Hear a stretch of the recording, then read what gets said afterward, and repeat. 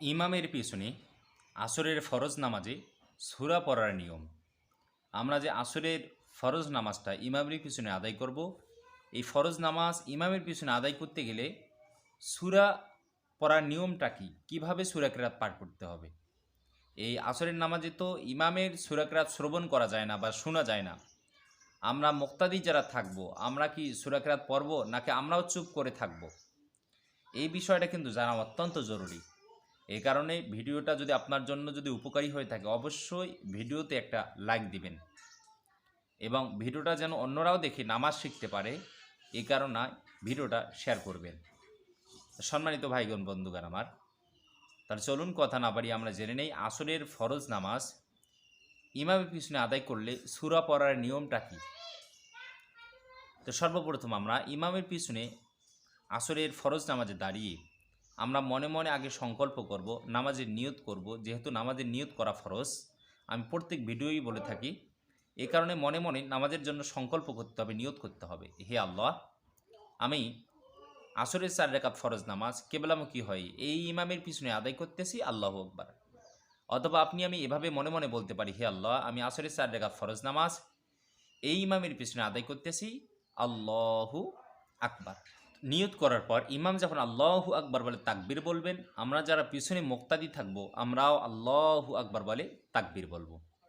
তাকবীর বলার পরে হাত বেঁধে আমরা সানা পাঠ করব। সুবহানাকাল্লাহুম্মা ওয়া বিহামদিকা ওয়া তাবারাকা ইসমুকা ওয়া তাআলা জাদ্দুকা ওয়া লা ইলাহা গায়রুক। সানা পড়ার পরেই আমরা তাউদ তাসমিয়া পড়ব। আউযু বিল্লাহি মিনাশ শাইতানির রাজিম, বিসমিল্লাহির রহমানির রহিম। তাউদ তাসমিয়া পড়ার পরেই এখন হলো মূল বিষয়, যে এই যে আসরের নামাজ, আসরের নামাজে ইমাম আস্তে আস্তে সূরা কেরাত পাঠ করেন। কারণ জোরের জায়গায় জোরে পড়া, আস্তের জায়গায় আস্তে পড়া, যেমন আপনার জোহর আসর, এরপরে আপনার মাগরিবের শেষ রাকাত, এশার শেষ 2 রাকাতে সূরা কেরাত আস্তে আস্তে পড়া, এগুলো হলো ওয়াজিব, আস্তে আস্তে পড়তে হবে। তো এই যে আসরের ফরজ নামাজে ইমাম আস্তে আস্তে সূরা কেরাত পাঠ করতেছেন, আমরা মুক্তাদি সূরা কেরাত শুনতে পারতেছি না, তা আমরা কি সূরা কেরাত পড়ব নাকি আমরা চুপ করে থাকব? এই ক্ষেত্রে আমরা 2টা পদ্ধতি অবলম্বন করি।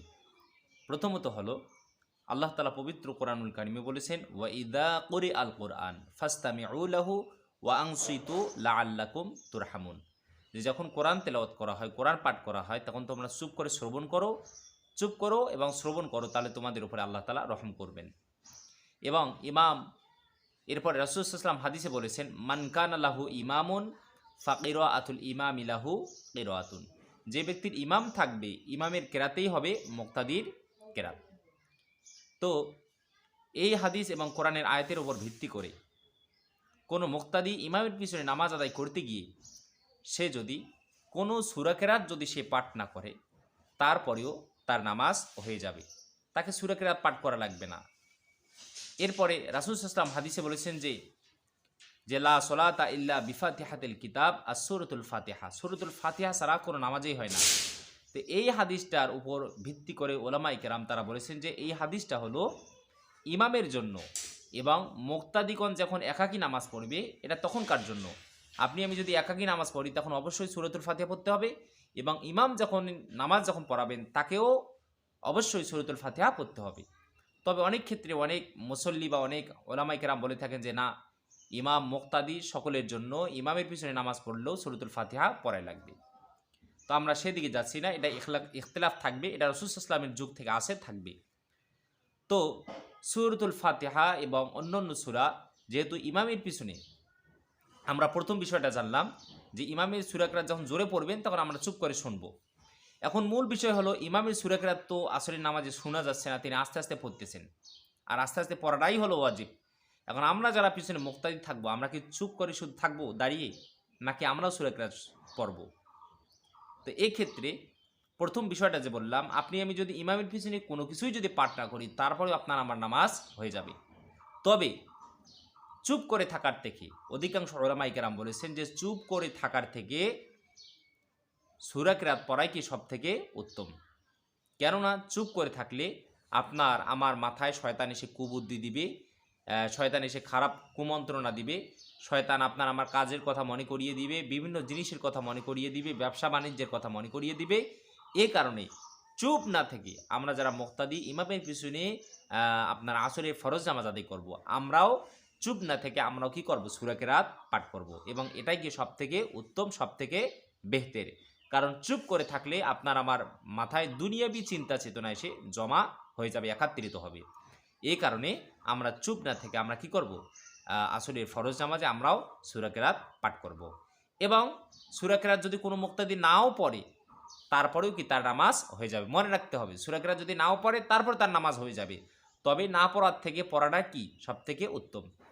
এবং এটা রাসূল সাল্লাল্লাহু আলাইহি ওয়াসাল্লামের যুগ থেকে এটা ইখতিলাফ চলে আসতেছে, মতনৈক্য চলে আসতেছে, মতপার্থক্য চলে আসতেছে, এবং এটা থাকাটাই কি সুন্নত, এটা থাকবে। এ কারণে আমরা চুপ করে থাকার থেকে কি করব, আমরা সূরা কিরাত পাঠ করব। তো আমরা নামাজে দাঁড়িয়ে আমরা আউযু বিল্লাহ বিসমিল্লাহ পাঠ করার পরে আমরা কি করব, সূরাতুল ফাতিহা পাঠ করব। আলহামদুলিল্লাহি রাব্বিল আলামিন আর রহমানির রহিম মালিকি ইয়াউমিদ্দিন। এবং এটা শেষ হয়ে গেলে আমরা এর সাথে আমরা আরেকটা সূরা মিলাবো বা জোড়া সূরা পড়ব। এখন এখানে অনেকেই প্রশ্ন করে থাকেন যে হুজুর, ইমামের সূরা কিরাত শ্রবণ করা যাচ্ছে না, ইমাম কি সূরা পড়তেছে আর আমি কোন সূরা পড়তেছি। এক্ষেত্রে কি নাই, কোনো সমস্যা নেই। ইমাম কোন সূরা পড়ে পড়ুক আর আপনি কোন সূরা পড়েন, এতে আপনার আমার নামাজের কি হবে না, কোনো ক্ষতি হবে না।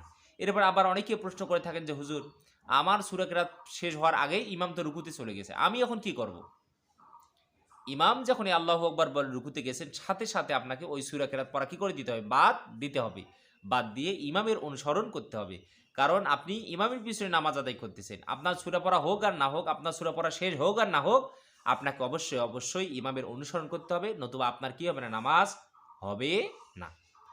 তাহলে সূরা কিরাত পড়া শেষ হয়ে গেলে আমরা রুকু করব, রুকু থেকে সোজা হয়ে দাঁড়াবো, সামিয়া, এরপরে আমরা আপনার রুকুতে যাব। ইমাম যখন আল্লাহু আকবার বলে রুকুতে যাবেন, আমরাও আল্লাহু আকবার বলে রুকু করব।